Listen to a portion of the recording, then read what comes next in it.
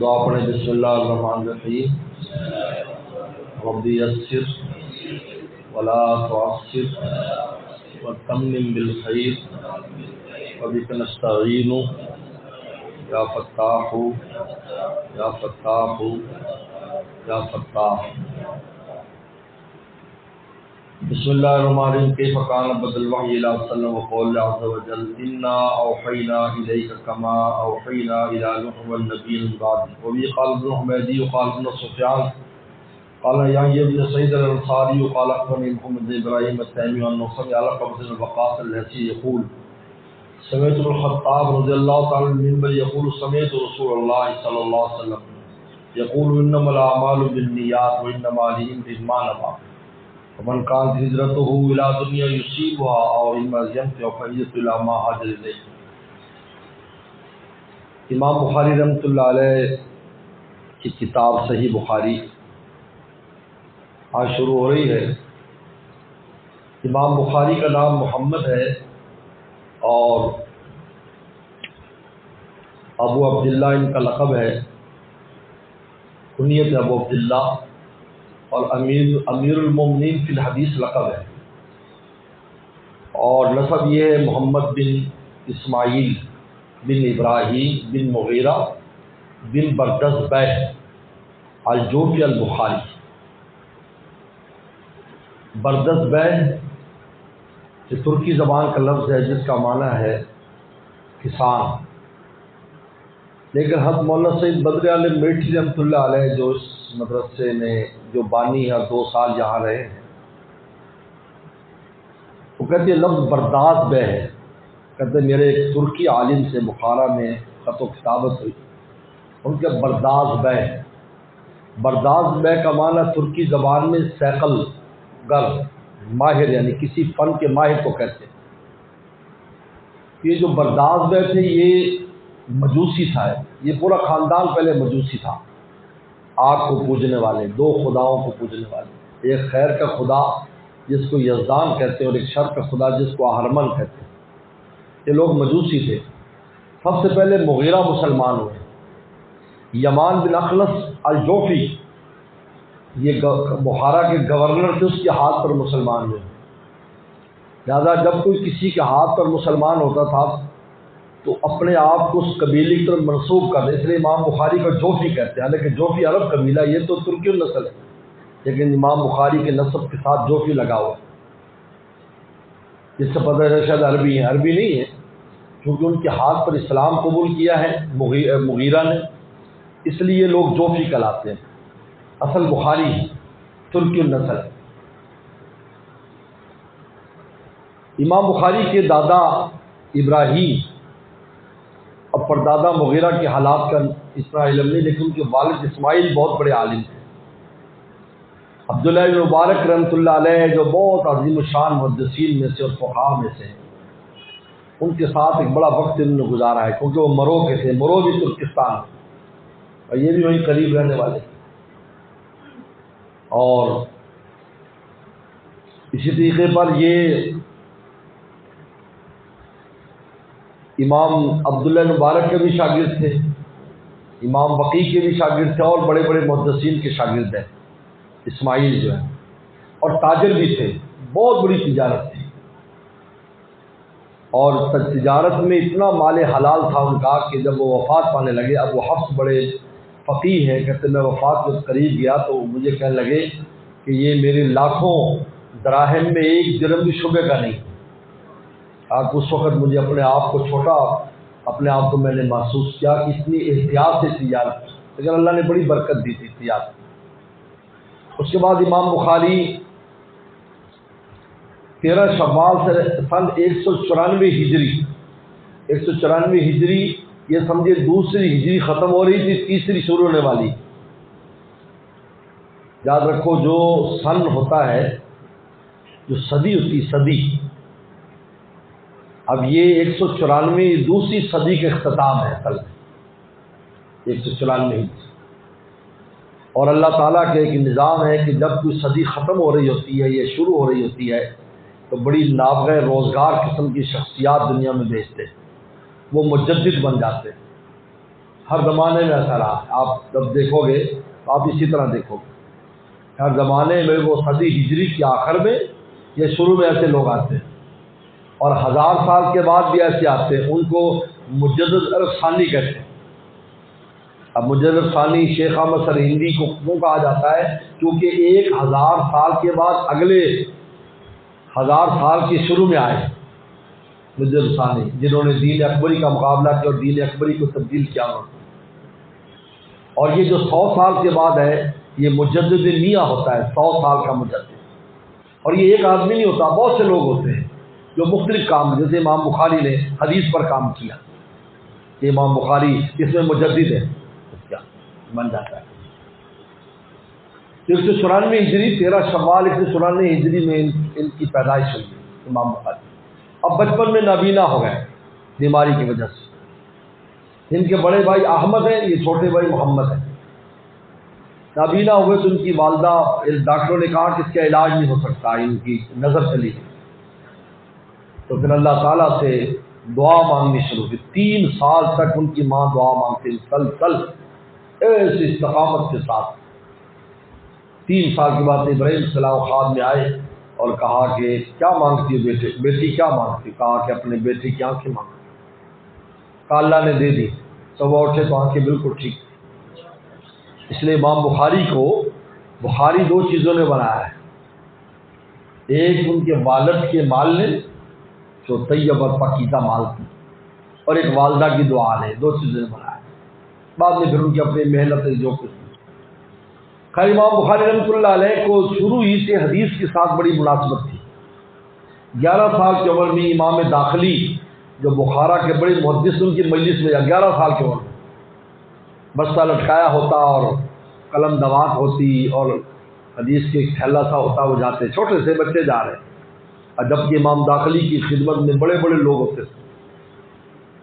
وہاں جا کر 11 سال کی عمر میں 70,000 حدیثیں یاد تھی امام بخاری، سند اور متن کے ساتھ. 70,000. اللہ نے ان کو ایسا بنایا، بالکل ایک رسول اللہ صلی اللہ علیہ وسلم کا معجزہ ہے یہ کہ ایسا شخص چھوٹی عمر میں 70,000 حدیثیں یاد. امام وقی کی ساری کتابیں ان کو یاد تھی، عبداللہ مبارک کی ساری حدیث ان کو یاد تھی چھوٹی سی عمر میں. بلکہ ایک بڑے عالم کہیں سے آئے تھے، کس وقت مہمان ٹھہرے تھے. اس میزبان نے کہا، وہ دکان پر بیٹھے تھے، انہوں نے کہا کہ یہاں سے ایک بچہ گزرے گا جس کو 70,000 حدیثیں یاد ہو. کہتے یہ ہو ہی نہیں سکتا. تو جب آئے تو کہا کہ یہ بچہ ہے، تو ان کو بلایا کہ تجھے 70,000 حدیثیں یاد ہیں؟ انہوں نے کہا اللہ صرف حدیثیں یاد ہیں بلکہ ہر راوی کی پیدائش کا سن، وفات کا سن، جائے پیدائش اور اس کے حالات یہ بھی مجھے یاد ہے سارے. یہ مجھے یاد ہے. اس لیے کہتے ہیں فن حدیث ایک ایسا فن ہے جس نے 5 لاکھ سے زائد کی انسانوں کے حالات زندگی جو مستنبط کر دیے اور وہ جو ہے نا ضبط کرائے ہیں. 5 لاکھ سے زائد انسان جن کے بارے میں بتا سکتے ہیں کہ وہ کون کون لوگ تھے، کہاں پیدا ہوئے، کیسے لوگ. امام داخلی رحمۃ اللہ علیہ بڑے محدث تھے. تو ایک بار سبق پڑھا رہے تھے تو امام بخاری نے کہا، انہوں نے اصل بیان کی، ابو زبیر عن ابراہیم، تو انہوں نے کہا کہ سند میں غلطی ہے. کھڑے ہو گئے، چھوٹے سے تھے وہ، بڑے بڑے لوگ بیٹھے. انہوں نے کہا بیٹھ جاؤ بچے، تجھے کیا پتہ، بیٹھ جاؤ. پھر ان پر کہا کہ نہیں غلطی ہے سند میں. تو امام داخلی جو ہے وہ گھر میں گئے. 2 نسخے ہوتے تھے اصل میں، کیونکہ ہاتھ سے لکھتے تھے. ایک نسخہ محدث کا اصل نسخہ ہوتا تھا جو گھر میں رکھتے تھے، وہ ایسے عام نہیں کرتے تھے تاکہ اس میں کوئی تغیر تبدل باعث رکھا ہے تو ہاتھ سے ہوتا تھا تو وہ کوئی تبدیل کر دے، کوئی اور چیز لکھ دے. آج کل کی طرح چھاپا تو نہیں ہوتا تھا. اس کو تدسیس کہتے، تدسیس. اور یہ بہت بزرگوں کی کتابوں میں کی گئی ہے، اہل باطل نے بہت کی ہے. آج بھی بہت سی ہماری کتابوں میں تدسیس کی گئی کہ اس کے اندر دس یا دوسروں کا معنی ہوتا ہے گھسانا، یعنی کوئی بات اس کے اندر گھسا دی اور پھر وہ اس کو پرنٹ کرا دی. بلکہ زمانے میں بھی ہوا ہے. بعض کتابیں مصنف شیبہ چھپی، ہمارے استاد مفتی ولی حسن ٹونکی رحمہ اللہ نے فرمایا کہ اس میں فلاں فلاں جگہ پر جناب وہ تدسیس کی گئی. پھر جا کر اس کا اصل نسخہ جناب پیر جھنڈوں سے جناب پیر پگاڑا کا جو دادا کا کتب خانہ تھا اس سے اصل نسخہ لایا گیا، تو واقعی اس میں وہ لفظ نہیں تھا جو لفظ بعد میں ایڈ کیا گیا اس میں۔ تو اس زمانے میں تو آسان تھی تصحیح، کیونکہ ہاتھ سے لکھتے تھے۔ تو وہ اندر گئے اور اصل نسخے سے اپنے سے نسخے کا وہ کیا، تو واقعی وہاں پر اور نام تھا۔ تو باہر آ کر امام بخاری پوچھا کہ کیا نام ہے؟ ان کے زبیر ابن عدی نام ہے۔ زبیر بن ابو زبیر نہیں ہے، ابو زبیر تو ابراہیم کا شاگرد ہی نہیں ہے، یہ زبیر بن عدی ہے جو ابراہیم کا شاگرد ہے۔ تو حیران ہو گیا کہ عجیب ہے، مجھے اتنی معلومات ہے کہ کون کس کا شاگرد ہے کون کس کا نہیں۔ اللہ تعالیٰ نے ان کو بہت حافظہ بھی بڑا عجیب دیا تھا۔ ان کے بارے میں دو واقعات حافظے کے بارے میں آتے ہیں کہ امام بخاری رحمۃ اللہ علیہ جب سب پڑھنے جاتے تھے تو قلم دوات کاغذ نہیں لے جاتے تھے، سب لکھتے تھے، لکھتے نہیں تھے۔ تو ساتھیوں نے کہا تو وقت ضائع کرتا ہے۔ کہتے 16 دن تقریباً ہو چکے تھے اور 15,000 حدیثیں استاد بیان کر چکا تھا 16 دن۔ تو نے کہا، امام بخاری نے کہا یار تم روز مجھے تنگ کرتے، تم اپنی کتابیں کاپیاں لاؤ، میں حدیثیں سناتا ہوں۔ تو حدیث بیان کرنی شروع کی تو ساتھی حیران ہو گئے کہ 16 دن کے اندر 15,000 حدیثیں بیان کی، اور لوگ ان طالب علموں نے، ساتھیوں نے اپنے نسخوں کی تصحیح بھی امام بخاری سے کی، یار یہاں ہم یہ لفظ غلط لکھ دیتے جو آپ نے بتایا۔ اور دوسرے امام بخاری رحمۃ اللہ علیہ جب بغداد گئے تھے، بغداد گئے تو وہاں کے لوگوں نے یہ کہا کہ ہم جو ان کا امتحان لیتے ہیں، تو 100 آدمی تیار کیے، ہر آدمی کو 100 حدیثیں یاد کرائیں اور ہر ایک کی سند خلط ملط کر دی، اس کی سند وہاں لگا دی، اس کی یہاں لگا دی، اس کی یہاں کچھ نام غلط کر دیے۔ جب وہاں پر جا کے انہوں نے ایک کھڑا ہوا کہ یہ حدیث ہے، تو امام بخاری لا ادری مجھے نہیں معلوم، اور مجمع بہت تھا۔ اس بغداد پوری دنیا میں اس وقت پوری دنیا میں آبادی کے اعتبار سے سب سے بڑا شہر اب بغداد تھا اس زمانے میں۔ اتنی آبادی دنیا میں کسی شہر کی نہیں، اتنے لوگ تھے۔ تو عوام کہنے لگے لا ادری کا کس کو تو پتہ ہی نہیں، کہتے مجھے نہیں پتا، آپ کیا امتحان لے لو۔ لیکن محققین جانتے تھے کہ امام بخاری جو لا ادری کہہ رہا ہے وہ کسی وجہ سے کہہ رہا ہے۔ تو جب سند ہی غلط ہو اور آگے حدیث غلط ہو تو لا ادری کہہ گئے مجھے نہیں پتا، میرے علم میں نہیں، یا مجھے پتہ نہیں اس کا۔ پھر امام بخاری سے جب 100 ہو گئے تو پہلے آدمی کھڑا کیا اور یہ کہا کہ تو نے یوں سند بیان کی، اصل یوں سند ہے، تو نے یوں حدیث بیان کی، اصل میں یوں حدیث ہے۔ تو ابن حجر عسقلانی فرماتے ہیں کہ امام بخاری رحمۃ اللہ علیہ نے یہ صحیح حدیثیں تو بیان کی، چلو انہیں پہلے سے یاد ہوگی، لیکن جس نے غلط حدیث اور سند بیان کی اس کو بھی بیان کیا کہ تو نے یوں بیان کیا۔ ایک دفعہ سن کر 10 آدمی کے 100 حدیثیں تو کتنی ہو گئی، 1000 آدمی۔ تو غلط اس لیے بیان کی، تو نے ایسے کیا تھا، اس کا یہ اصل یوں ہے، اصل یوں ہے۔ امام بخاری رحمۃ اللہ علیہ سب سے پہلے جو امام بخاری نے سفر کیا ہے بخارا سے، وہ اپنی والدہ کے ساتھ اور بھائی کے ساتھ حج کا سفر کیا ہے۔ حج کے لیے تشریف لے گئے، جب حج کر لیا تو والدہ اور بھائی سے کہا کہ میں یہیں پر کچھ پڑھوں گا، کیونکہ یہاں تو پڑھ چکے تھے، بخارا سمرقند کے سارے محدثین سے حدیثیں لے لی۔ تو 6 سال تک وہاں رہے، جن میں حجاز مقدس کے محدثین سے بھی پڑھا، پھر اسی طریقے پر کوفہ، بصرہ، نیشاپور، جہاں تمام جگہ پر گئے۔ 18 سال کی عمر میں امام بخاری بڑے عالم بن چکے تھے، اور انہوں نے محمد یوسف ایک وہاں ایک آدمی تھا، اس کی ڈیوڑی تھی، اس کی بہت بڑی کوٹھی تھی، یعنی حویلی، اس کی ڈیوڑی بہت بڑی تھی جس میں کئی 100 بندے بیٹھ سکتے تھے۔ وہاں پر امام بخاری نے اپنا سبق 18 سال کی عمر میں شروع کر دیا، اور پھر اس کی اتنی شہرت ہوئی کہ بس پوری دنیا سے لوگ ان کے پیچھے آنے لگ گئے۔ اس کے بعد امام بخاری رحمۃ اللہ علیہ نے اسفار کیے، پہلے تو سفر کیا حدیثیں سیکھنے کے لیے، یعنی امام بخاری کے 1080 استاد ہیں، 1080 استاد۔ آج بخاری شریف سامنے رکھ کر جو ہے لوگ کہتے ہیں کہ جی استاد کی ضرورت نہیں، یہ بخاری سے لے لو۔ سوچنے کی بات یہ ہے خود امام بخاری کے 1080 استاد ہیں، وہ تو بغیر استاد 1-2 بھی نہیں ہیں، 1080 استاد امام بخاری رحمۃ اللہ علیہ جن سے حدیث لی امام بخاری، اور ان میں بڑے بڑے لوگ ہیں۔ امام احمد بن حنبل بھی امام بخاری کے استاد ہیں، علی بن المدینی امام بخاری کا استاد ہے، اسحاق بن راہویہ امام بخاری کا استاد ہے، بڑے بڑے لوگ استاد ہیں جن سے امام بخاری نے حدیث 1080 استاد ہیں۔ اب حدیثیں پڑھانی شروع کی اور یہ بخاری شریف مرتب کرنا شروع کی۔ یہ امام بخاری نے 16 سال میں یہ کتاب لکھی، 16 سال میں یہ کتاب لکھی امام بخاری رحمۃ اللہ علیہ، اور یہ ساتھ ساتھ اس بخاری شریف مرتب کرنا شروع کر دی۔ اس کے آگے وجہ آئے گی امام بخاری نے کام کیوں شروع کیا۔ بہرحال امام بخاری رحمۃ اللہ جہاں بھی جاتے ایک مسلط بچ جاتی۔ آپ جو ہے وہ بصرہ گئے، اور بصرہ جانے کے بعد اعلان ہوا کہ بخاری آیا ہوا ہے، سب لوگ جمع ہو گئے کہ امام بخاری آج میں وہ حدیثیں تمہیں سناؤں گا کہ جو تمہارے شہر کی محدثین کی ہیں لیکن تمہیں پتہ نہیں۔ پھر امام بخاری نے وہ حدیثیں سنائی جو بصرہ کے محدثین کی تھی، اور ان بصرہ والوں کو پتہ نہیں کہ ہمارے محدثین کی یہی حدیثیں ہیں، کیونکہ امام بخاری نے جس زمانے میں پڑھا تھا اور لیا تھا بعد والے وہ چیز نہیں لے سکے۔ امام بخاری نے وہاں پر خیر یہ معاملات ماشاءاللہ چلتے رہے۔ امام بخاری رحمۃ اللہ علیہ پر ایک بڑا ہی یعنی ایسا دور کہ پورا عالم بخاری پر ٹوٹے، جہاں جاتے تھے ہزاروں تعداد میں لوگ جمع ہوتے تھے۔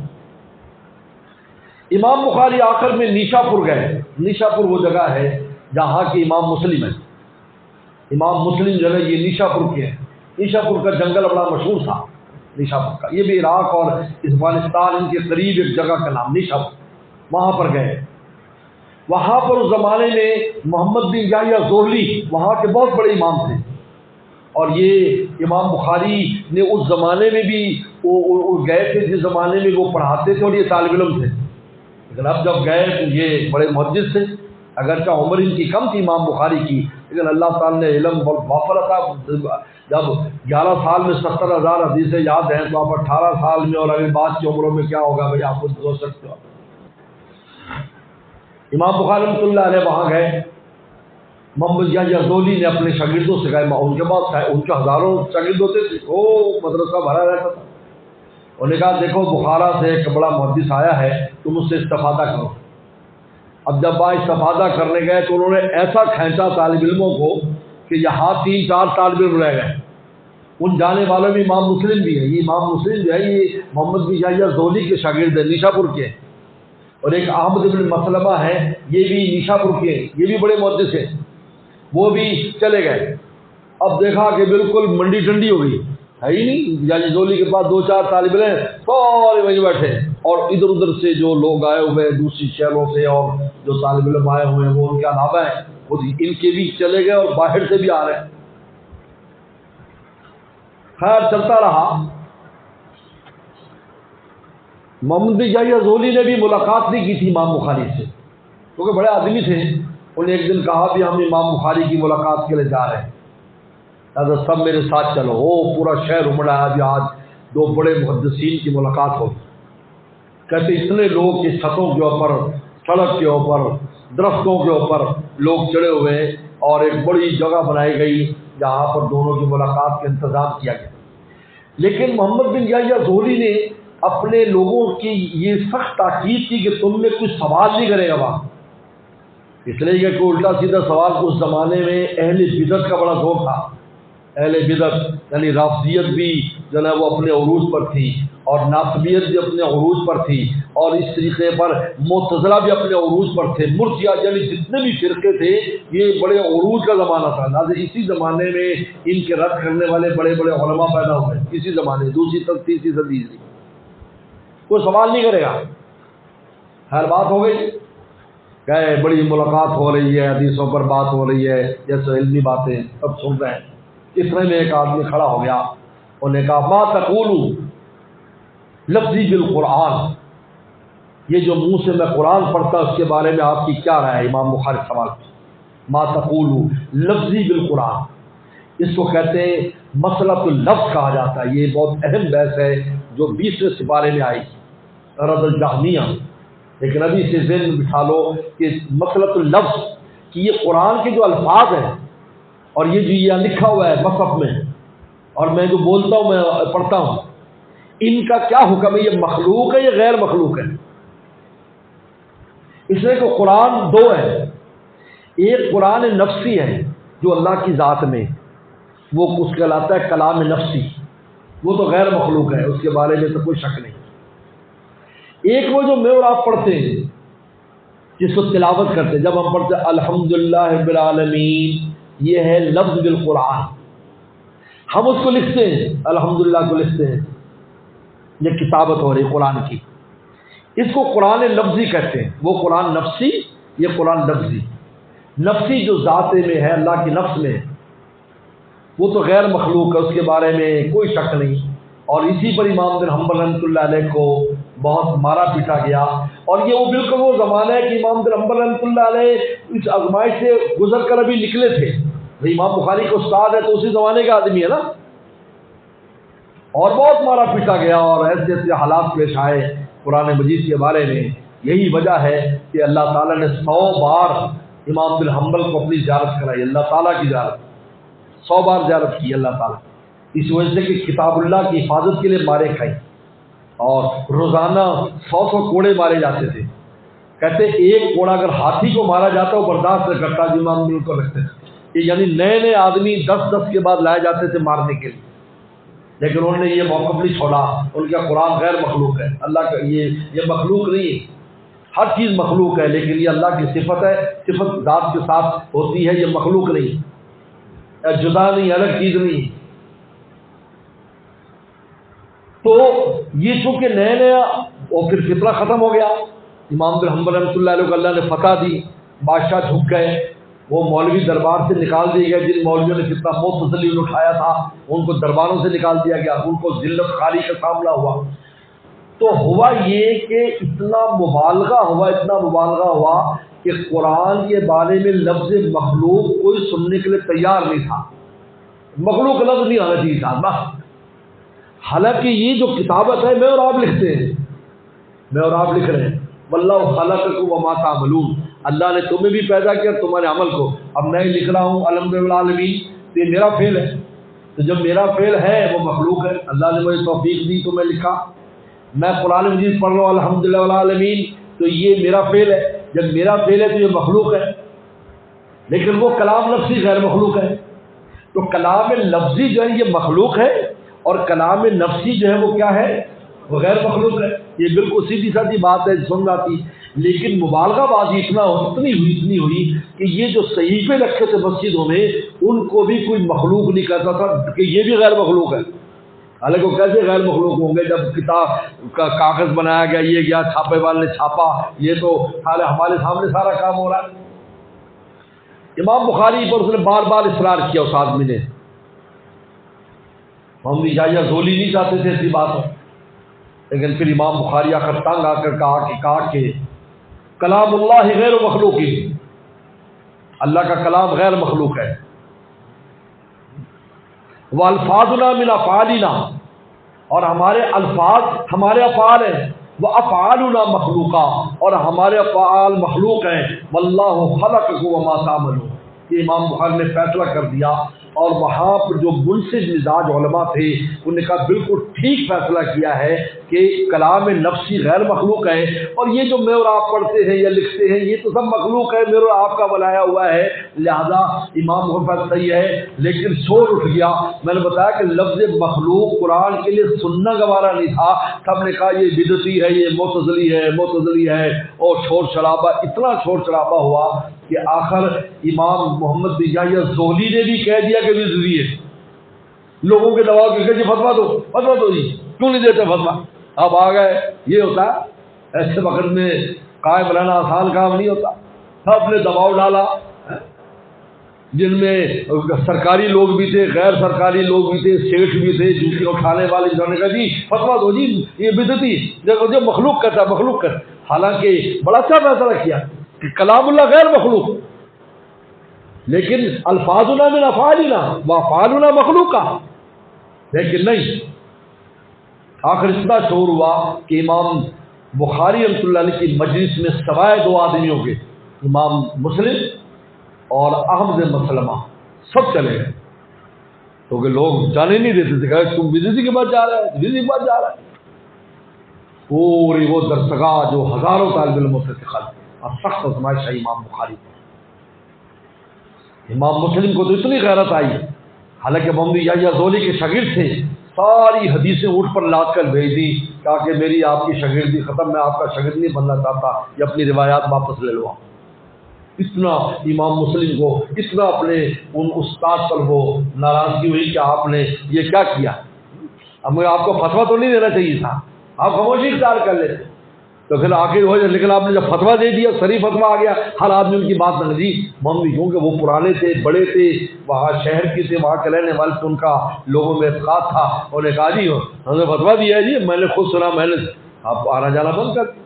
آخر جب امام بخاری پر یہ حالات آئے تو پوری زمین ان کو تنگ معلوم ہوئی. تو بخارا والے نے دعوت دی. بخارا والوں کو پتہ چلا کہ امام صاحب چونکہ بخارا کے تھے, تو بخارا والے نے کہا کہ آپ ہمارے پاس آ جائیں. تو امام بخاری بخارا چلے گئے. جب بخارا گئے امام بخاری رحمۃ اللہ علیہ, تو پیسے نشاور کیے انہوں نے, اور کہتے کتنے میل باہر خیمے لگائے, اور وہاں سے استقبالیہ خیموں کے ساتھ امام بخاری کو ایسی شان کے ساتھ لے کر آئے. یہاں امام بخاری رحمۃ اللہ علیہ نے حدیثیں پڑھانی شروع کر دی. اب یہاں پر جب امام بخاری نے حدیثیں پڑھانی شروع کر دی تو بس پھر فتنہ یہاں بھی شروع ہو گیا کہ گورنر جو تھا وہاں کا وہ بھی زہلی تھا. اس نے کہا امام بخاری سے کہ آپ میرے دربار میں آ کر میرے شہزادوں کو آپ بخاری شریف پڑھایا کریں, اور تفسیر کبیر جو ہے تاریخ کبیر جس میں حالات ہیں راویوں کے, وہ پڑھایا کریں آپ. امام بخاری نے کہا کہ آپ پڑھایا کریں آپ. امام بخاری میں جو سب سے جس سے تکلیف امام بخاری وہ غیرت تھی, غیور بہت تھے. اتنی غیرت تھی امام بخاری میں کہ بس اس میں کبھی بھی کمپرومائز نہیں کیا, ہر تکلیف میں وارہ کی, لیکن اس میں کبھی کمپرومائز نہیں کیا. آخر وہاں پر امام بخاری رحمۃ اللہ علیہ نے کہا کہ میں یہ نہیں کر سکتا, اب اس میں بندی لگا دیں. اگر سرکاری طور پر حدیثیں بیان کرنے میں بندی, یعنی جس کو زبان بندی کرتے, زمانے میں زبان بندی کرتے. اب امام بخاری بیٹھے, کوئی پڑھا نہیں سکتے. پھر وہاں سے اپنے نانکے چلے گئے جو خرطنگ کے مقام پر, خرطنگ یہ سمرقند سے 20-25 میل کے فاصلے پر ہے, وہاں چلے گئے. وہاں جا کر رمضان آ گیا, اللہ سے دعا کی, اللہ تیری زمین مجھ پر تنگ ہے, آپ مجھے اپنے پاس بلا لیں. دعا قبول ہو گئی. ادھر سے سمرقند والے آ گئے, ان کے ہمارے ہاں چلے, ہم آپ کو جو پروٹوکول دیں گے اور آپ کے لیے مسلم کا وہ کریں گے, سارا کچھ کریں گے. پہلے کل میں بھی اختلاف ہوا, ان کا نہیں جی بلائیں یا نہ بلائیں, اس میں اختلاف ہوا. پھر خیر اتفاق ہو گیا. عید کے بعد وہ رمضان انہوں نے رابطہ کیا. تو امام بخاری رحمۃ اللہ علیہ کا ذہن بن گیا کہ میں سمرقند چلا جاتا ہوں. جب ذہن بن گیا تو وہ لوگ آئے عید والے دن, یعنی عید کی جو رات آنی تھی اس سے پہلے آئے کہ عید نماز آپ وہاں پر ادا کریں. تو امام بخاری جب بیٹھے جناب اپنے گھوڑے پر سوار ہونے کے لیے چلے تو پسینہ آنا شروع ہو گیا. پسینہ, مومن کو جب پسینہ آتا ہے, حدیث شریف میں آتا ہے مومن اپنے پسینے میں مرتا ہے. اس لیے جب پسینہ آ جائے اگر مرنے والے کو, دلیل ہے کہ ایمان پر خاتمہ ہو. جب ہمارے والد رحمۃ اللہ علیہ کے جب انتقال ہوا تو مولانا یوسف دانی صاحب شہید رحمۃ اللہ علیہ نے ان کے ماتھے پر ہاتھ پھیرا تو کہا الحمدللہ, کیونکہ وہ گیلا ہوا ان کا ماتھا تھا پسینے سے. تو تربتر ہو گئے اور لیٹ گئے, اور بس وہیں پر ان کا انتقال ہو گیا. یہ 256 ہجری یعنی لیلۃ الفطر تھی, جس کو لیلۃ الجائزہ کہتے ہیں. اگلے دن عید الفطر تھی. اگلے دن ظہر کے بعد امام بخاری کا جنازہ ہو, اور پھر وہی خرطنگ میں دفن کر دیے گئے. البخاری سٹی کے نام سے آج وہاں پورا شہر ہے البخاری سٹی, وہاں امام بخاری دفن ہے. اور جہاں پر وہ المرکز البخاری, یہ سمرقند اور بخارا کے درمیان ایک جگہ ہے, سمر بخارا کے درمیان ایک جگہ کا نام. امام بخاری رحمۃ اللہ علیہ نے چند اوصاف بڑے عجیب تھے. ایک تو امام بخاری میں ورع بہت تھی, ورع میں نے شبہات سے بہت بچتے تھے. میں نے بتایا کہ ان کے والد بھی ایسے تھے, ان کا اپنا حال بھی یہ تھا. ایک واقعہ لکھا ہے کہ امام بخاری رحمۃ اللہ دریا کا سفر کر رہے, 1000 اشرفیاں ان کے پاس, 1000 اشرفیاں. اور اس زمانے میں لکھا ہے کہ پورے سال ٹھاٹ سے گزارنے کے لیے ایک آدمی کے لیے 2.5 اشرفی کافی ہوتی تھی پورے سال ٹھاٹ سے, جن میں گوشت بھی کھائے گا اور حلوے مانڈے بھی کھائے گا اور رہنا سہنا اچھا ہوگا. 2.5 اشرفی, 1000 اشرفی. تو جب وہ سفر کر رہے تھے تو ایک نوسر باز ان کے پاس دوست بن گیا, خادم بن گئی. خادمی باز بہت خطرناک ہوتے ہیں. ہمارے ایک بزرگ تھے اللہ والے, ان کے پاس جناب وہ ایک خادم آ گیا تو کسی نے ایک شہد کی بوتل دی, شہد کی بوتل حضرت کو ہدیہ. تو خادم نے کہا کہ جی میں بھی استعمال کر لیا کروں. کوئی نہیں، اب شہد تو بوقت ضرورت استعمال ہو، کھانسی ہو گئی یا کوئی اور مسئلہ ہوا. 2 دن کے بعد ہی حضرت نے کہا یار وہ شہد لانا. حضرت وہ تو میں سارا پی گیا، آپ نے اجازت دی تھی نا. پٹائی کی، اس کی پٹائی کر کے نکالا اس پر. ایک ہمارے دادا مرشد کے بعد ایک خادم آیا کہ میں آپ کی خدمت میں رہوں گا اور بہت کچھ کہا یوں ہوا، لیکن ان کی دل کی آنکھیں دیکھ چکی تھی. انہوں نے کہا کہ بھائی پہلے تو مرغی بھی پکتی تھی، گوشت بھی. انہوں نے کہا کہ بھائی دال پکانی ہے مسلسل. تیسرے دن جب دال پکی تو بس وہ عرش سے نیچے اترا اور چپکے سے بستر لے کر گیا اور کہا کہ ہم نے تو سنو تھا خانقاہوں میں مرغ مسلم بھی چلتے ہیں، یہاں تو دال کے علاوہ کوئی چیز ملتی نہیں.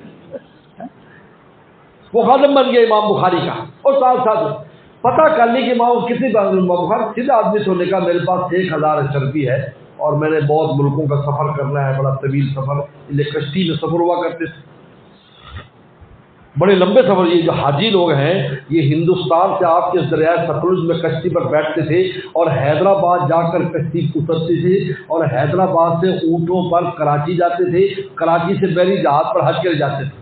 اور آپ کو حیران ہوں گے سن کر کہ حضرت مولانا فقیہ النفس حضرت مولانا رشید گنگوئی رحمۃ اللہ علیہ کا پہلا سفر جو حج کا ہے وہ ہمارے بہاول نگر کے دریا سے ہوا، یہاں سے گزر کر گئے حضرت. پہلا سفر یہ میں نے اس سفر میں پڑھا حضرت کے حالات میں. یہ دریا سے گئے حیدرآباد اور حیدرآباد میں کشتی رک جاتی تھی کیونکہ آگے پھر سمندر شروع ہو جاتا قریب میں، تو وہ کشتیاں سمندر میں گئے تو وہاں پر اڈا تھا، تو وہاں سے اونٹوں کے اوپر وہاں سے بحری جہاز ہوتے تھے، وہ بحری جہاز پر حج کے لیے لے جاتے تھے. خیر تو اس کو پتہ چل گیا. اب اس نوسر باز نے کیا انہوں نے کہا کہ مجھ کو مسکین کا ہے، طالب علم ہے اور مولوی ہے، کون کہہ کہ اس میں 1000 اشرفی ہے. اس کو تو نہیں پتا تھا اس کا والد کتنے امیر کبیر سے کتنا پیسہ چھوڑ کر. تو صبح کو اٹھا، ایک دن رقصی میں سو بھی جاتے تھے، رات صبح اٹھا کر میرے پیسے گم ہو گئے، 1000 اشرفی گم ہو گئے. امام بخاری سمجھ گیا کہ یہ میرے پیسوں پر اس کی نظر ہے. امام بخاری نے چپکے سے وہ پیسے دریا میں ڈال دی. اللہ اکبر. دریا میں تو تھلی تلاشی لی تو نکلے نہیں پیسے کسی کے پاس، لوگوں کو وہ لازم ملامت. جب وہ اتر گئے جہاں پر پہنچنا تھا وہ آدمی بھی اترا. انہوں نے کہا تیرے پاس 1000 اشرفی میں نے خود بھی دیکھے. وہ کہاں گئے؟ کہ میں دریا میں دریا میں ڈال دی، پاگل ہے تو. انہوں نے کہا دیکھ میں پیغمبر صلی اللہ علیہ وسلم کی حدیثوں کا محافظ ہوں. آنے والے زمانے میں کوئی یہ نہ کہہ دے کہ امام بخاری پر چوری کا الزام لگا ہے، تو اس سے میری جو حدیثیں ہیں تو کوئی نہیں لے گا. سب کہیں گے یار اس میں تو اختراع سے چوری کر کی تھی اس نے. اس لیے کہ جتنا زمانہ کسی واقعے گزر جاتا ہے تو تحقیق آسان نہیں ہوتی. ابھی آپ آج واقعہ ہو تحقیق آسان ہے، یہ مہینہ گزر جائے تو یار کون تھا کون نہیں تھا پتہ نہیں تھا کون تھا. انہوں نے کہا میں یہ نہیں کر سکتا. ایک تو یہ بڑا شبہات تھی، اس کو ورع کہتے ہیں. اور تقویٰ ایک امتیازی شان تھی. آپ ماشاءاللہ حدیث کے اب طالب علم ہیں، آج حدیث شروع کر رہے ہیں. تقوی کی بنیاد پر اب حدیثوں کو پڑھو، طہارت اور تقوی کی بنیاد. تقویٰ انہوں نے واقعہ لکھا ہے کہ امام بخاری رحمۃ اللہ علیہ حدیث لکھ رہے تھے تو اپنی لونڈی سے پانی منگوایا. لونڈی پانی لائی تو اس کا پاؤں دوات کو لگا. جب دوات کو لگا تو پورے امام بخاری کے کپڑوں پر بھی اور اس کھلی جو کاغذات کتابوں پر گرا. امام بخاری میں نے بتایا بہت سنجیدہ طبیعت انسان تھے، بہت سنجیدہ، ہنستے نہیں تھے، بس اپنا کام سے کام رکھتے، بہت سنجیدہ طبیعت. تو انہوں نے اس طریقے پر امام بخاری نے خشمگی نگاہوں سے دیکھا، غصے سے، پھر سر جھکا لیا اور تھوڑی دیر کے بعد فرمایا جا میں نے تجھے اللہ کے لیے آزاد کیا. وہ تو شور میں جاتی گئی کیونکہ آزادی بالکل زندگی کی طرح ہے.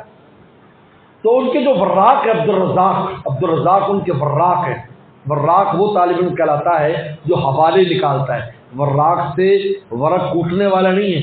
وراق جب طالب علموں کے کسی محدث کا وراق ہوتا ہے وہ ہوتا ہے جو حوالے نکالتا ہے. تو وراق نے کہا کہ میں نے امام بخاری سے کہا کہ یہ موقع تو غصے کا تھا، آپ نے اتنا بڑا احسان کیا، اللہ صرف معاف کیا آزاد کر دیا. انہوں نے کہا جب اس نے یہ واقعہ کیا تو میرے ایمان میں اور میرے نفس میں جنگ ہوئی. نفس نے کہا کہ اس کو سزا دو، ایمان نے کہا کہ معاف کر دو، تمہیں بھی معافی کرانی ہے. کاظمین الغیظ والعافین عن الناس واللہ یحب المحسنین. کاظم الغیظ جو غصے کو پی لیتے ہیں، والعافی الناس اور معاف کر دیتے ہیں، واللہ یحب المحسنین اور اللہ احسان کرنے والوں کو پسند فرماتے ہیں۔ تو کہا کہ جب یوں ہی تو میں نے آخرت کو سامنے رکھا کہ مجھے بھی آخرت میں معافی چاہیے، اس لیے میں نے معاف کر کے اس پر احسان کر دیا۔ امام بخاری رحمۃ اللہ علیہ تیر اندازی بڑی اچھی کرتے تھے۔ تو ایک بار امام بخاری نے تیر چلایا تو وہ تیر ایک پل کے اندر لگا، وہ پل لکڑی کا پل تھا، اس کا جو ستون تھا اس میں لگا، اتنا زور کا وہ تیر تھا کہ اس نے پل کو پھاڑ دیا۔ جب پل پھٹ جاتا ہے تو وہ ہلنے لگ جاتا ہے، پل بھی کمزور ہو جاتا ہے۔ جب پل کا وہ ستون پھٹ گیا تو امام بخاری کو بہت افسوس ہوا کہ یار یہ یہاں پر تیر جو ہے اس کو لگ گیا، تیر کہیں اور مار رہے تھے لیکن وہاں جا لگا۔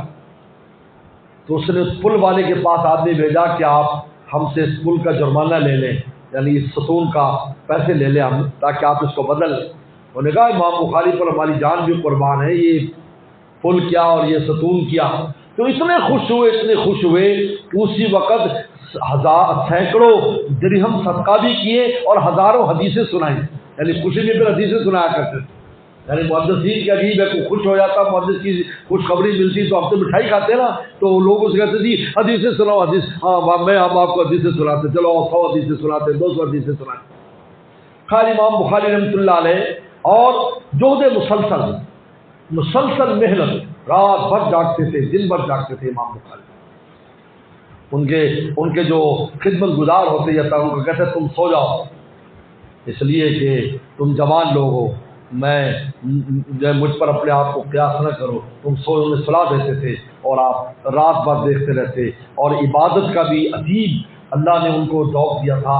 ایک دفعہ عبادت کر رہے تھے، جب نماز پڑھ لی، نفلی نماز پڑھ لی، تو شاگرد سے کہا دیکھنا میری قمیض میں کچھ ہے۔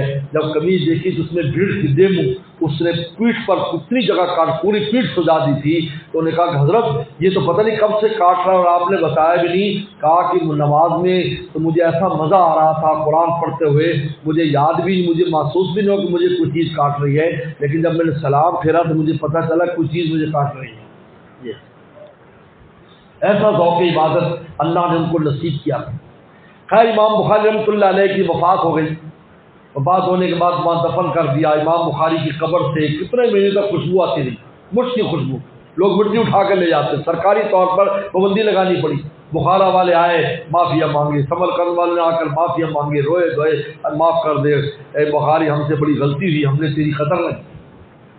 پھر کیا ہو سکتا ہے؟ امام بخاری رحمۃ اللہ علیہ اور خواب میں کسی نے دیکھا کہ پیغمبر سلام کہیں تشریف لے جا رہے ہیں، تو کہا کہ آپ کہاں جا رہے ہیں؟ کہا کہ آج ہمارا بخاری آ رہا ہے، ہم اس کے استقبال کے لیے جا رہے ہیں۔ تو اس خواب والے نے جب وہ وقت کا پتہ کیا تو وہی امام بخاری کی وفات کا وقت تھا جس کو نبی کریم صلی اللہ علیہ وسلم کو خواب میں دیکھا۔ تو 162 سال عمر پائی امام بخاری، 63 سال، 63 عمر ہے، اسے 62 سال عمر پائی ہے۔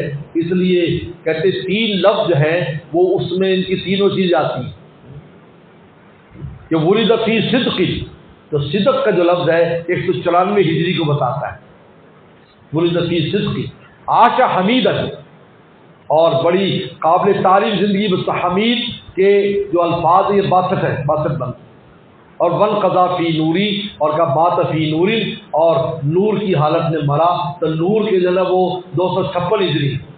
یہ حروف ابجد بھی زبان ہے، اس کی زبان ہوتی ہے، ہر لفظ کے عدد ہوتے ہیں، ابجد، حبز، ہستی، کلم، صافت، یہ 1 سے لے کر 10، اور پھر 10 کے بعد 100، 200، 1000، اس طریقے پر ان کے، یہ بھی ایک زبان ہے، لغت کی زبان، یہ بھی ایک لغت ہے، جو عدد کی زبان جس کو کہتے ہیں، یہ بھی ایک لغت ہوتی ہے۔ خیر اس کے بعد امام بخاری رحمۃ اللہ علیہ نے یہ جو بخاری شریف لکھی ہے، اب ہم بخاری پر آ رہے ہیں، اس کا نام کیا ہے؟ امام یہ بخاری شریف کی کتاب کا نام کیا ہے؟ الجامع الصحیح المسند المختصر من امور وسلم و سننہ و ایامہ، یہ نام ہے الجامع الصحیح المسند المختصر من امور وسلم و سننہ و ایامہ۔ الجامع، جامع اس کتاب کو کہتے ہیں حدیث کی جس میں 8 قسم کی حدیثیں ہوتی ہیں، جن میں سیرت، آداب، کتنوں کا بیان ہے، فقہی مسائل ہیں، سنن آداب اور اشراط، 8 قسم کی روایتیں جس کتاب میں ہوتی ہے اس کو جامع کہتے ہیں۔ صحیح معنی ضعیف حدیثیں نہیں ہیں۔ مسند کا معنی ہے مرفوع متصل، یعنی مرفوع حدیثیں نہیں، رسول اللہ کی حدیثیں ہیں، اور متصل ہیں یعنی سند کے اعتبار سے متصل ہیں، بیچ میں کہیں منقطع نہیں۔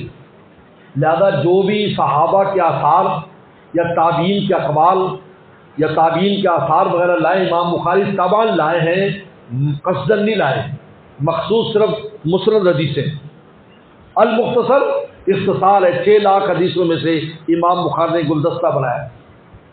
من امور وسلم، امور سے مراد ہے رسول اللہ صلی اللہ علیہ وسلم کے اقوال، افعال اور تقریرات، جس کو حدیث کہتے ہیں۔ آپ کے قول، فعل اور تقریر یعنی آپ نے کہیں کو کام ہوتے دیکھا اور خاموش رہے، وہ تقریر کہلاتی۔ سنن ہی سے مراد ہے فقہی مسائل، آپ نے جو فقہی باتیں بتائیں حلال حرام سے، وہ کہلاتے ہیں سنن۔ اور ایام سے مراد ہے جنگیں، غزوات، سنن ہی و ایامی، وہ غزوات مراد۔ تو یہ اس کا اصل نام ہے بخاری شریف کا، یاد رکھو اصل نام یہ ہے۔ لہٰذا یہ نام خود بتاتا ہے کہ امام بخاری اختصار لائے ہیں، ساری حدیثیں اس میں نہیں ہیں۔ یہ خود فرمایا مستوعب تو صحیح ہے، میں نے ساری صحیح حدیثوں کے احاطہ نہیں کیا ورنہ کتاب لمبی ہو جاتی، یہ بہت مختصر کتاب ہے۔ اب امام بخاری نے بخاری کیوں لکھی؟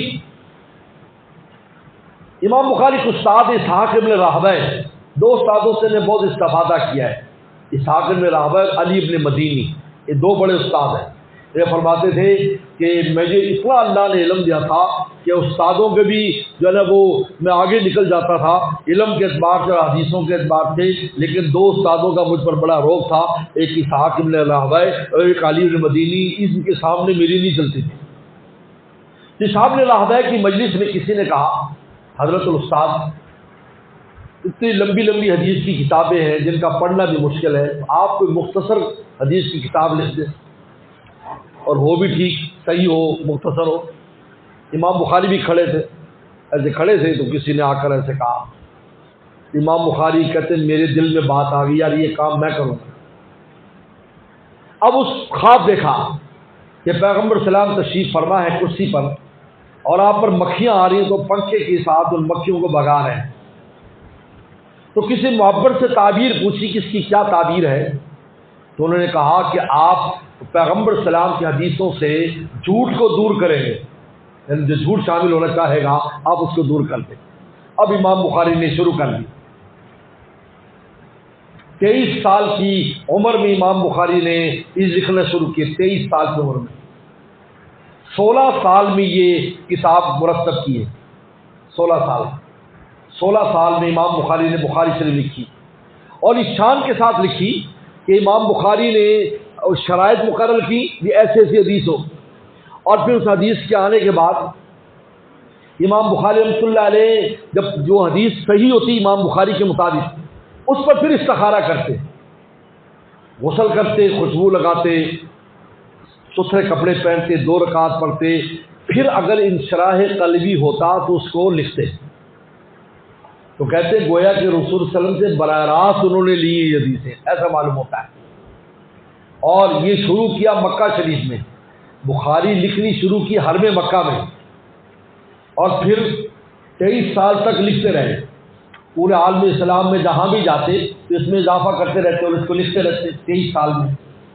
اس کے بعد جب اس کے تراجم الابواب آئے، تراجم الابواب عنوانات کو کہتے ہیں، وہ بہت اہم ہے۔ تراجم الابواب، جب تراجم الابواب ہیں تو ریاض الجنہ میں بیٹھ کر لکھے ہیں، تو وہ کہ ابتدا حرم مکہ سے کی ہے اور اختتام حرم مدینہ میں، اور درمیان میں 16 سال میں جہاں بھی گئے، بخارا میں گئے، نیشا پور گئے، کوفہ گئے، بصرہ گئے، بغداد گئے، وہاں پر حدیثیں لکھتے رہتے تھے۔ تو 16 سال میں اس کتاب کو امام بخاری نے لکھا، اور ہر حدیث کے اوپر 2 رکعت نماز پڑھی ہے آپ نے۔ اب آپ خود سوچ رہے کہ کتنی جو ہے وہ رکعت امام بخاری نے پڑھی ہیں، اور یہ کتاب مرتب ہوئی، کیونکہ اس سے پہلے جو کتابیں وہ لمبی کتابیں ہیں۔ امام بن حنبل کی کتاب مسند ہے، مسانید وہ ہوتی جو بڑی لمبی کتابیں ہوتی ہیں، جو صحابہ کے نام کے اعتبار سے یا تابعین یا حروف تاجی کے اعتبار سے، اس طرح موجمات وہ بھی بہت لمبی کتابیں ہوتی ہیں۔ تو مسند امام احمد بن حنبل 35,000 حدیث ہیں اس میں، 35,000۔ اس طرح مصنف ابن ابی شیبہ مصنفات بھی لمبی، مصنف عبدالرزاق، یہ دونوں کتابیں یہاں موجود ہیں، ان میں احناف کے سب سے زیادہ دلائل انہی کتابوں میں ہیں۔ مسند امام اعظم حنیفہ رحمۃ اللہ علیہ، موطا امام مالک رحمۃ اللہ علیہ، لمبی کتابیں ہوتی تھی۔ امام بخاری کے زمانہ جب شروع ہوا یعنی 3 صدی ہجری تو اختصار شروع ہوا۔ اب اس اختصار پر امام مسلم نے کتاب لکھی، اسی پر امام ترمذی نے کتاب لکھی، اسی پر امام نسائی رحمۃ اللہ نے کتاب لکھی، اس پر امام ابو داؤد نے کتاب لکھی، اسی پر ابن ماجہ نے، یہ اشیاء ستہ آ گئی، یہ مختصر آ گئی ساری، اختصار شروع ہو گیا۔ اور امام مسلم بھی امام بخاری کے شاگرد ہیں، امام ترمذی بھی شاگرد ہیں، اور امام نسائی بھی شاگرد ہیں، تینوں براہ راست امام بخاری رحمۃ اللہ علیہ شاگرد ہیں، 3 بڑے صحابہ والے امام بخاری کے شاگرد ہیں۔ تو یہ اختصار کا امام بخاری رحمۃ اللہ علیہ سے شروع ہوتا ہے، یہ اختصار کا وقت، اختصار سے کتاب، یہ مختصر کتاب، میں نے بتایا المختصر، ان کے نام میں المختصر موجود ہے لفظ۔ اس کے بعد پھر یہ جو کتاب ہے امام بخاری سے 90,000 طالب علموں نے براہ راست پڑھی، 90,000 طالب براہ راست شاگرد کتاب میں 90,000، 7,275 حدیثیں اس میں، 7,275 حدیث اس میں، جو اختصار کرے تو 4,000 ہیں۔ اسلام بتا ہے کہ ایک روایت 6 جگہ بھی آئی ہے، اس کو اگر 1 کر دو گے، کوئی 2 آئی تو اس کو 1 کر دو، 3 آئی 1 کر دو تو 4,000 ہے، اور بغیر اختصار کے 7,274 حدیثیں، اور دوسری روایت میں 8,099، 1 کم 90، اور اختصار سے 4,000 حدیثیں۔ یہ کتنی مختصر ہے، تقریباً ہر کتاب جو آپ کے پاس سیاہ ستہ کی ہے وہ 3 سے 4,000 حدیثیں، یعنی کل سیاہ ستہ کو اگر ملا لیں 6 چوکا 24 تو 24,000 حدیثیں بنتی ہیں ساروں کی، صرف 24,000۔ اور امام بخاری کو خود 6 لاکھ حدیثیں یاد تھی۔ اس طرح ہر محدث کو، کسی کو 2 لاکھ، کسی کو 3 لاکھ، کسی کو 5 لاکھ، ہر محدث کو، لیکن آپ اگر سیاہ ستہ کو ملائیں تو 24,000 حدیثیں۔ تو معلوم کہ یہ مختصر کتابیں ہیں، ساری مستدلات انہیں میں نہیں ہیں۔ لوگ آج کہتے بھی اس میں دکھاؤ، یہ اصطلاح غلط ہے، اس لیے کہ اس کی اصلاح تب کریں کہ سب حدیثیں یہاں ہوں۔ حدیث پھیلی ہوئی ہے، کوئی مسند احمد حنبل میں ہے، مسند عبدالرزاق میں، مسند ابن شیبہ میں، کوئی موطا مالک میں، کوئی مسند ابو حنیفہ میں، کوئی طحاوی میں، کوئی کہیں ہے، اور یہاں والے یہاں خیر۔ اور امام بخاری اپنے مسلک کے اعتبار سے مجتہد ہے۔ حضرت سید انور شاہ کشمیر رحمۃ اللہ علیہ فرماتے ہیں کہ امام بخاری جو ہے یہ مجتہد فی المذہب ہے، یہ خود اجتہاد کرتا ہے، یہ کسی کا مقلد نہیں ہے۔ باقی سب سیاہ ستہ والے مقلد ہیں، کوئی امام بن حنبل کا مقلد ہے، کوئی امام شافعی کا مقلد ہے، لیکن امام بخاری رحمۃ اللہ علیہ کے اکثر اجتہادات امام بن حنبل سے ملتے ہیں، اکثر اجتہادات ان کی طرف جاتے ہیں، اس لیے بعض لوگوں نے ان کو حنبلی کہہ دیا، حالانکہ حنبلی نہیں ہے، یہ خود مجتہد فی المذہب ہے۔ بہت سی جگہ پر حنفی مذہب لے لیتے ہیں، ان کو چھوڑ دیتے ہیں، اب اس کو مجتہد اپنی مرضی کرتا ہے، اپنے اس پر چلتا ہے۔ تو بہرحال امام بخاری رحمۃ اللہ علیہ نے یہ کتاب مرتب کی، اس کے نسخہ نقل کرنے والے بہت سے محدثین ہیں۔ یاد رکھو جو نسخے والے سب نہیں ہوتے، شاگرد تو سب ہوتے ہیں، لیکن جس طرح کاپی استاد کی کوئی لکھتا ہے اور وہی اس کے نام سے منسوب ہوتی ہیں، اس طرح یہ جو نسخہ ہے، یہ جو میں اور آپ پڑھ رہے ہیں محمد بن یوسف فربری کا ہے۔ فربر ایک جگہ ہے، امام بخاری فربر جب گئے تو وہاں بخاری سے پڑھائی تو محمد یوسف فربری نے وہاں بھی پڑھی، اور پھر محمد بن یوسف فربری بخارا گئے، بخارا جا کر بخاری سے دوبارہ پڑھی، اس لیے عالی سند ہونے کی وجہ سے ان کا نسخہ سب سے زیادہ معتبر ہے۔ تو میں اور آپ یہ جو پڑھ رہے ہیں ہمارے سامنے نسخے ہیں، یہ محمد بن یوسف فربری کا نسخہ ہے، اس کے علاوہ 3 اور نسخے بھی ہیں، لیکن سب سے یہ نسخہ سب سے معتبر ہے جو میرے آپ کے سامنے۔ اب اس میں تراجم الابواب ہے جو بخاری کی ریڑھ کی ہڈی ہے۔ ترجمۃ الباب اگر آپ کو سمجھ میں آنے لگ گیا اور آپ نے سمجھ لیا اس کے مطلب بخاری سمجھ رہے ہیں، کیونکہ فقہی مسائل وغیرہ تو ابو داؤد شریف میں، ترمذی میں اور دوسری جگہ بھی آئیں گے۔ امام بخاری کا خاصہ یہ ہے کہ وہ ترجمۃ الباب عنوان بناتا ہے۔ یہ عنوان دراصل امام بخاری اپنا مسلک یا اپنی رائے قائم کرتا ہے اس کے ذریعے، اور یہ بہت ہے ترجمۃ الباب کہتے ہیں حدثنا سے پہلے اور باب کے درمیان جو عبارت ہے، جیسے ہم نے ابھی پڑھا باب بدل رہی، یہ باب بدل رہی کا جو لفظ ہے یہ ترجمۃ الباب ہے، آگے حدثنا سے حدیث شروع ہو جاتی ہے، اس کو کہتے ہیں ما بھی ترجمہ، یہ ترجمہ وہ ماں بھی ترجمہ آگے ترجمہ شروع ہو رہا ہے حدثنا سے، تو ترجمۃ الباب میں امام بخاری دعویٰ لاتا ہے، ایک دعویٰ، یعنی یہ مسئلہ جو ہے یہ اس کی دلیل حدیث سے لاتا ہے کہ حدیث سے بات ثابت ہو رہی ہے، یہ لاتا ہے امام بخاری کا طریقہ ہے۔ تو ترجمۃ الباب سے کہتے ہیں کہ فقہ البخاری فی تراجمہ، فقہ البخاری فی تراجمہ، یہ بخاری کی جو فقہ ہے اس کے ترجمۃ الباب میں ہے۔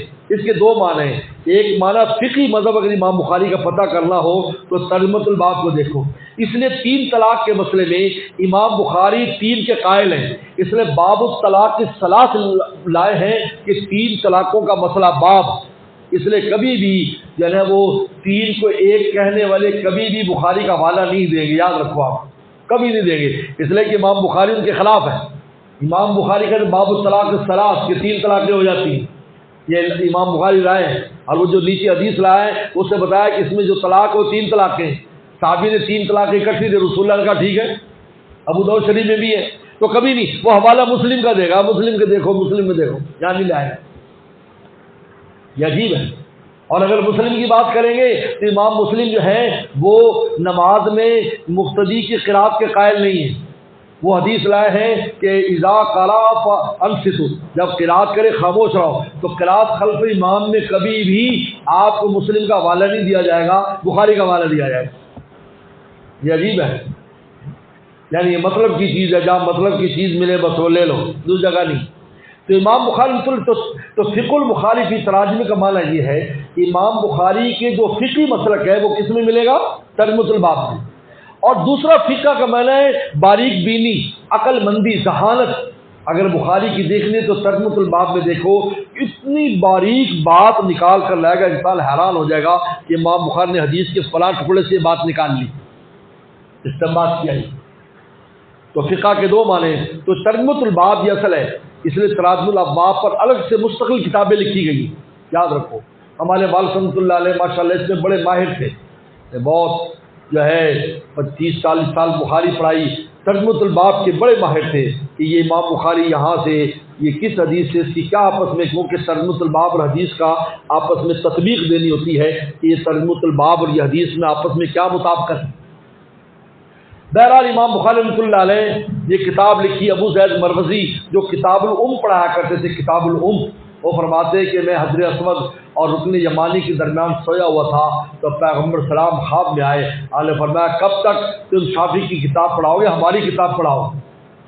تو میں نے کہا حضرت آپ کی کتاب کون سی ہے؟ کہا کہ بخاری شریف، ہماری کتاب یہ پڑھاؤ۔ میں بیدار ہوا اور میں حیران ہو گیا، کیونکہ پہلے کتاب الام امام بخاری کتاب میں پڑھایا کرتے تھے، بعد میں پھر بخاری شریف پڑھانے شروع کر۔ تو بہرحال یہ بخاری شریف جو ہے اس کا پڑھنا پڑھانا یعنی کتابوں کا بہت اونچی نسبت کے حامل ہے یہ، اور امام بخاری اس بخاری شریف کی بہت شروحات لکھی گئی، بہت شروحات ہیں، 100 کے قریب شروحات ہیں جو لکھی گئی، عربی میں بھی، اردو میں بھی، فارسی میں بھی، جن میں آپ توضیح کے نام سے ابن ملقن کی روایت، ابن ملقن کی ہیں جو 37 جلدوں میں الحمدللہ ہمارے پاس ہے، شاید پورے ڈویژن میں کسی کے پاس نہ ہو، الحمدللہ میرے پاس چلا موجود ہے ابن ملقن، یہ امام ابن حجر کلادی کا استاد ابن ملقن، یعنی ان کا والد جو تھے وہ تلقین کیا کرتے تھے، یعنی بچوں کو قاعدہ پڑھایا کرتے تھے، اللہ نے بیٹے کو اتنا اونچا مقام دیا ہے، اس کا بھی ایک واقعہ ہے بعد میں بیان کروں گا۔ تو توضیح کے نام سے پھر ابن حجر اسقلانی ان کا شاگرد آتا ہے اور انہوں نے فتح الباری لکھی، بہت عظیم الشان شرح ہے فتح الباری، کہتے ہیں فتح الباری نے شرح حدیث کے اعتبار سے حق ادا کر دیا ہے، لیکن تراجم الابواب ان سے بھی حل نہیں ہوئے صحیح طرح۔ اس کے بعد یہ تو شافعی ہیں، اس کے بعد حنفی آتے ہیں، بدر الدین احمی یہ حنفی ہیں، انہوں نے پھر عمدۃ القاری لکھی، عمدۃ القاری، یہ بھی عربی میں بڑی شاندار شرح، ایک ہی زمانے کے، دونوں ایک زمانے کے، ان کے بڑے عجیب غریب واقعات ہیں، دونوں ایک زمانے کے، ہاں جی یہ ایک ہی زمانے کے، لیکن پہلے ابن حجر اسقلانی کی وفات ہوئی، اس کے بعد بدر الدین احمی کی کچھ ماہ بعد یا ایک آدھے سال کے بعد ان کا انتقال ہوا۔ اس کے بعد ارشاد الساری ہے، ارشاد الساری جو ہے یہ ارشاد الساری یہ جو ہے علامہ قسطلانی کی ہے، یہ دونوں کا خلاصہ ہے، یہ دونوں کا خلاصہ ہے، اور پھر اوپر یعنی سب سے بہترین یہ چیز ہے کتاب ارشاد الساری، کیونکہ یہ ابن حجر اسقلانی کی باتیں بھی لاتا ہے اور عمدۃ القاری والوں کی بھی، عینی کی بھی، اور پھر اپنی باتیں بھی لاتا ہے. یہ بڑی عجیب شرح ہے. اس کے بعد جو ہے عون الباری کے نام سے نواب صدیق حسن خان قنوجی غیر مقلد جو تھے ان کی کتاب ہے. یاد رکھو غیر اہل حدیث کا جو مذہب ہے اس کے بانی دو ہے، ڈپٹی نذیر احمد اور نواب صدیق حسن خان قنوجی، یہ دو بانی ہیں. ان کی عون الباری جس پر بیعت اور تصوف کو ثابت کیا خود علامہ نے خود ثابت کیا کہ بیعت کرنے یہ سنت ہے، یہ جو بزرگ بیعت کراتے ہیں، خود علامہ نے عون الباری میں. تو عون الباری اس طرح منہۃ القاری علامہ شیخ الاسلام انصاری رحمۃ اللہ علیہ کی منہۃ القاری کے نام ہے. اس کے بعد جو ہے ایک حدیث کی اسی طریقے پر ہمارے بزرگوں میں جو ہے یہ لام الدراری فیض الباری حضرت مولانا سید بدر عالم میٹھی رحمۃ اللہ علیہ کی تقریر ہے، جو سید انور شاہ صاحب کی تقریر ہے جو سید بدر عالم میٹھی رحمۃ اللہ نے عربی میں مرتب کی. فیض الباری بہت اہم ہے، 4 جلدوں میں یہاں پر ہے، اور وہ جس زمانے میں لکھی جا رہی تھی تو یہاں پر بھی کچھ حصہ لکھا گیا عید کے مدرسے میں، یہاں پر بھی اس کا کچھ حصہ لکھا گیا. یاد رکھو جب حضرت یہاں پر بھی رہے ہیں نا 2 سال، تو یہاں پر بھی تسلیم والد صاحب رحمۃ اللہ ذکر فرماتے تھے، اور ترجمان سننا وہ بھی یہاں پر مرتب کی گئی، یہاں پر کچھ حصہ اس کا یہاں مرتب ہوا. تو بہرحال اس کے بعد جو ہے یہ لام الدراری تقریر ہے حضرت گنگوہی رحمۃ اللہ علیہ کی، جو حضرت حضرت مولانا یحییٰ صاحب جو حضرت شیخ زکریا ان کے والد ہیں ان نے مرتب کی لام الدراری. اب ایک شرح آئی ہے کنز المتواری جو ان تمام شروحات کی جامع ہے، جو حضرت شیخ زکریا رحمۃ اللہ علیہ کی ساری تقریرات اس میں عربی میں ضبط کی ہیں. حضرت مولانا حفیظ صاحب مکی رحمۃ اللہ علیہ اور مولانا عاشق الہی صاحب بلند شہر رحمۃ اللہ علیہ کی زیر نگرانی عربی میں یہ 25 جلدوں میں، اور اتنی عظیم الشان شرح ہے کہ اس میں کوئی بات چھوڑی نہیں. کنز المتواری میں ایک بار کافی سال ہو گئے میں انگلینڈ گیا ہوا تھا، انگلینڈ میں ننیٹن میں، اور رات کو میرا بیان تھا. میرے ساتھ دارالعلوم دیوبند کے شیخ الحدیث صاحب جیسے مولانا عبدالحق صاحب آزمی، ان کا بیان میرے بعد تھا، وہ بھی آئے ہوئے تھے. اور ہماری خوش قسمتی تھی بھی دیوبند کے شیخ الحدیث صاحب سے ملاقات ہو رہی. تو میں نے جب بیان کیا تو چونکہ حضرت شاہ حکیم صاحب کا بھی میں نے ذکر کیا، تو بیان کے بعد وہ بہت خوش ہوئے. انہوں نے کہا آپ نے رات میرے ساتھ رہنا ہے، کیونکہ شاہ حکیم اختر صاحب کے مدرسے میں اولا پڑھتا تھا، تو حضرت دورے وغیرہ میں پڑھتے تھے، تو میں اولا وہاں پڑھی ہے. تو میں حکیم صاحب سے بہت پرانا متعارف ہوں، بلکہ میں نے حضرت حکیم صاحب سے آ کر ذکر کیا تو فرمایا کہ جب میں اولا پڑھتا تھا تو وہ بکریاں چرایا کرتے تھے. بعد میں کسی نے پڑھائی کرو لگایا، لیکن بعد میں شیخ الحدیث بنے دارالعلوم دیوبند. تو یہ بھی شاہ عبد الغنی پھول پور رحمۃ اللہ کے شاگرد ہے، جس کے ہمارے حضرت شاگرد ہیں. تو خیر ان کے ساتھ بہت مزہ آیا، ان کے ساتھ رات رہے. تو پھر انہوں نے اس وقت یہ کنز المتواری کی 2 جلدیں شائع ہوئی تھی، اور یہ 2 جلدیں شائع کرنے کے بعد سعودیہ سے بڑے بڑے مشائخ کو بھیجی گئی، جن میں ان کو ان کے پاس تھی. تو مجھے کہنے لگے آپ کیا کام کرتے ہو؟ مجھے کہا. تو اب ہم میں تو ایسا تکلف ہے نہیں، اور تکلف سیکھا بھی نہیں. میں نے کہا آپ بڑے شیخ الحدیث ہیں، میں چھوٹا شیخ الحدیث ہوں. کہتے اچھا بخاری پڑھاتے ہیں؟ میں نے کہا ہاں جی. میں نے کہا آپ دیوبند میں پڑھاتے ہیں، ہم جامع علوم میں چھوٹے مدرسے میں پڑھاتے ہیں، ہم بڑے ہیں. بہت ہنسے.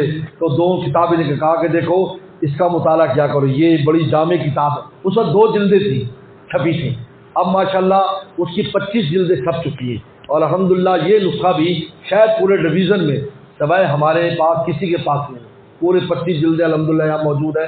بڑی محنت کے ساتھ میں نے جمع کی ہے، کہیں سے لا کر جہاں مل گیا 1 نسخہ 2 نسخے، اس طریقے پر یہ 25 جلدیں جمع کی آپ. کنز المتواری یہ تو عربی شروحات. اچھا تحفۃ القاری حضرت مولانا ادریس صاحب قادری رحمۃ اللہ علیہ، یہ بھی بڑی عجیب شرح ہے عربی میں، یہ 20 جلدوں میں. لیکن اس وقت 3 جلدیں چھپی تھی جب ہمارے والد صاحب حیات تھے. تو ہمارے والد صاحب کو یہاں جو بھیجنے والے ہیں وہ حضرت مولانا ادریس صاحب قانولی. حضرت والد صاحب تو چین سے تعلق رکھتے تھے، اور دیوبند میں فارغ ہوئے تو چین چلے جاتے، عرب چلے جاتے، ان ملکوں میں چلے جاتے. لیکن ان کی تشکیل یہاں مولانا ادریس صاحب نے کی، کیونکہ سید بدر عالم میٹھی رحمۃ اللہ نے یہاں سے خط لکھا کہ ہمیں ایک ایسا استاد چاہیے جو معقولات پڑھا سکے. تو والد صاحب کیونکہ معقولات میں بہت ماہر تھے، تو انہوں نے کہا کہ نیاز محمد، مولانا ادریس صاحب نے کہا، کیونکہ والد صاحب کا بہت یعنی باپ بیٹے والا تعلق تھا، یعنی بیٹا بنایا ہوا تھا اپنا حضرت مولانا ادریس صاحب، یہ جو جامع شرف شیخ الحدیث رہے مولانا مالک خانوی صاحب کے والد محترم، ان کے معرف القرآن بڑی مشہور ہے۔ انہوں نے کہا بہاول نگر چلے جاتے، اس لیے کہ وہاں کے لوگوں کی زبان اردو نہیں ہے، تجھے اردو فصیح نہیں ہے، لہٰذا وہ بھی ایسی اردو بولتے ہیں جیسے تو بولتا ہے، تو وہاں چلا جائے۔ تو حضرت نے یہاں تشکیل کی تھی تو یہاں آئے، تو 3 جلدیں بھیجی تھی انہوں نے، خود اپنا نام لکھ کر، والد صاحب کا نام عالم ربانی ایسے لکھا ہوا، عالم ربانی، اور ایسے ایسے القاب کے ساتھ والد صاحب کا نام لکھ کر وہ 3 جلدیں، پہلی 2 اور آخری جلد، یہ الحمدللہ میں نے طالب علمی میں بھی مطالعہ کی اور بعد میں میرے مطالعے والد صاحب کا نسخہ موجود ہے، لیکن پھر الحمدللہ ان کے ورثاء نے، اور شاید کہ اب میرے خیال 12 جلدیں آ چکی ہیں اس کی، 12 جلدیں، کل 20 جلدیں میں نے مخطوطہ دیکھا ہے اس کا، جو ان کے ہاتھ سے لکھا ہوا ہے۔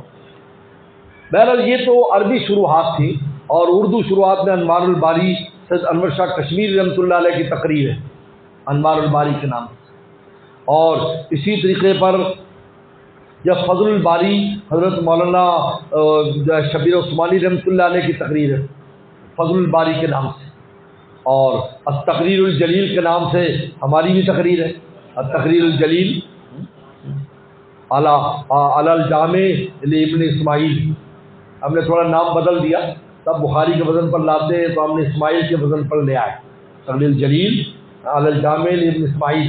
اور اس طریقے پر میں نے ہمارے استاد محترم حضرت مولانا جناب مفتی ولی حسن ٹونکی رحمۃ اللہ جو شیخ الحدیث سے بنوٹول میں، ان کی حسن الباری کے نام سے تقریر میں نے مرتب کی الحمدللہ، پہلی 40 سال بعد، حضرت کے 40 سال کے بعد یہ تقریر منظر عام پر آئی، اور بلوری ٹاؤن اور اس کے تمام متعلقہ جو طالب علم ہیں حضرت کے شاگرد سب میرے ممنون ہیں اور احسان مند ہیں، کہتے ہیں آپ نے بڑی ہمت کی اور حضرت کی اس تقریر کو کیسٹوں سے اور اپنے حافظے سے اور حضرت کی کاپیوں سے اس کو مرتب کیا ہے۔ پہلی جلد آ گئی ہے، اور انشاءاللہ آپ کو ہدیتاً بھی ہم دے دیں گے، اور باقی جلدیں بھی انشاءاللہ آئیں گی جتنے بھی میسر ہیں۔ اس کے بعد اس بخاری شریف کے 2 بڑے مشہور حاشیے ہیں، ایک حضرت احمد علی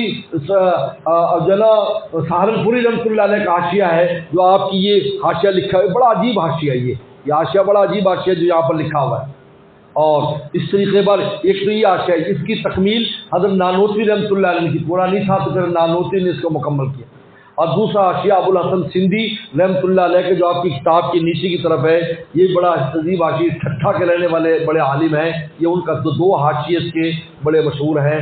بہرحال یہ آپ کو آج امام بخاری اور بخاری شریف اس کا مکمل تعارف آپ کے سامنے آ گیا ہے، تاکہ ہم ہفتے والے دن سے حدثنا سے یہ بخاری شریف کی کتاب انشاءاللہ شروع کر لیں گے۔ وآخر دعوانا ان الحمدللہ العالمین۔ اللهم لك الحمد كما انت صلی علی محمد كما انت اهل وفل بلا كما انت اهل فانك انت اهل التقوى والمغفرة۔